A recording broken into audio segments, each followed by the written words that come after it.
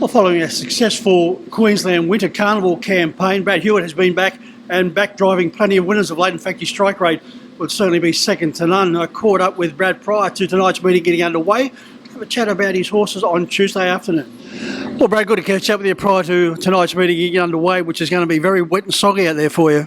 Yeah, no, not looking too good at all, Mick. Well, Brad, as far as, let's talk about the contrast between, as I mentioned, you had a very successful winter campaign in Queensland. Does that give you also the chance to recharge your batteries going from that coldness of Goulburn up to the warmth of the Sunshine Coast?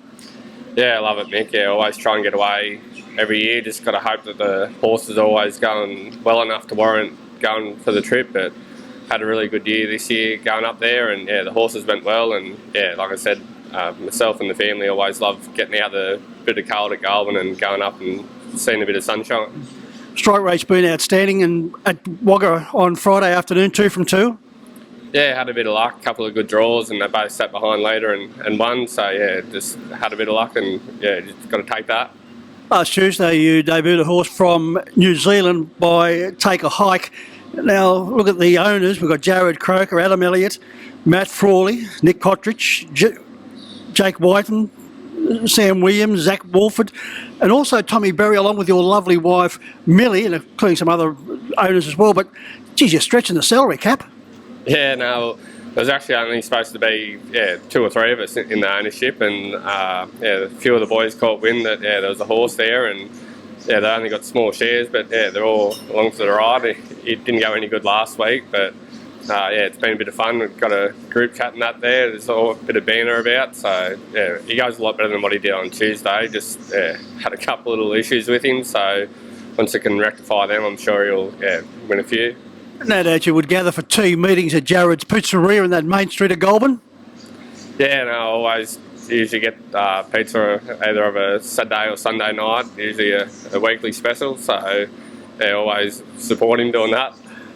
Let's have a look at your drives on Tuesday. You're going to be up against it because you're going to be confronted by some very nice horses through the New South Wales Breeders' Challenge Series. But in the third event, you're driving number 3, Blazing Banner, 5 from 13, very consistent.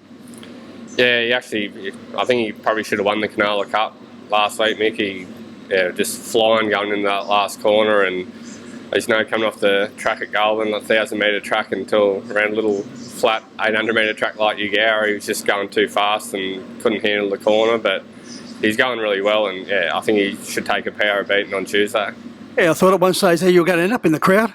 Yeah, no, I don't think I've ever been so quick around into a corner like that, but he just got hanging and couldn't handle it, but we move on.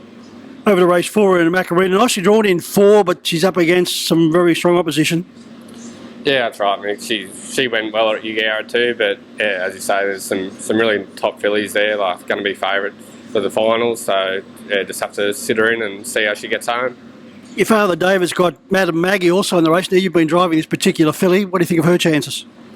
Yeah, same again. She's sort of that step below these, but just want to qualify them. And as you know, they've got to go in these heats to be eligible for the regional finals and things like that. So she'll just sit in and see how she gets home as well. And when you've got a star filly like Steno in the race, you try and give them those comfortable runs to get the best possible position at the end.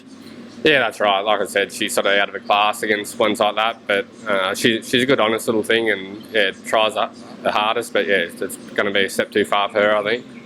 Over to race 5, and Escape Hours has drawn out a little bit wide, coming off a second to Scared Stiff at Wagga, but once again, strong opposition. My Ultimate Byron and Muscle Bart.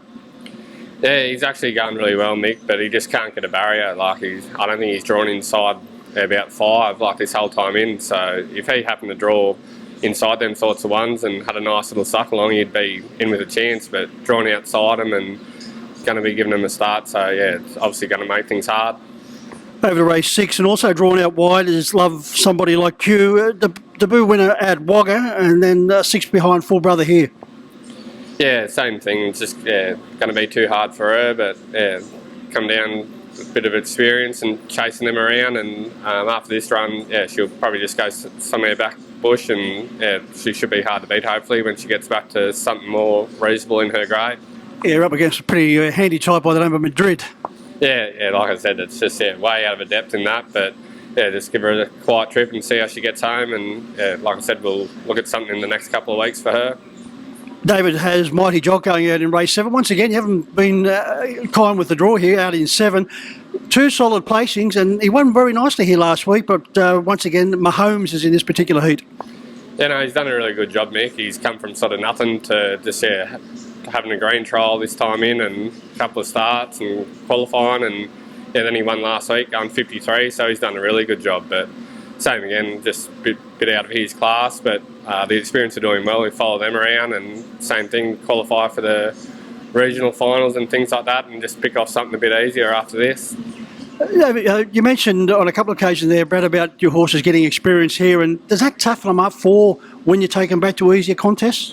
Yeah, I think so, Mick. I reckon, there's no sort of racing like Menangle, like you can't work them like they race here or anything like that. It's the same reason I've brought Captain Snocky tonight, just to give them a trip and a run down here, and as you know, they get home in 26 quarters and that here, and it usually takes them a start or two to get used to the racing here. And I just find when you go back to the regional racing, like the Bathurst or Woggers or Goulburns and that, they're just a lot sharper, and they always seem to perform well after racing here, that's for sure. I won't ask you for a special because you're up against some very strong opposition, but they're horses we can follow throughout the, as you said, the regional finals, and when they go back to those Goulburns and Wagga races. I really love my little 2-year-old Captain Snock racing tonight. He's one going forward.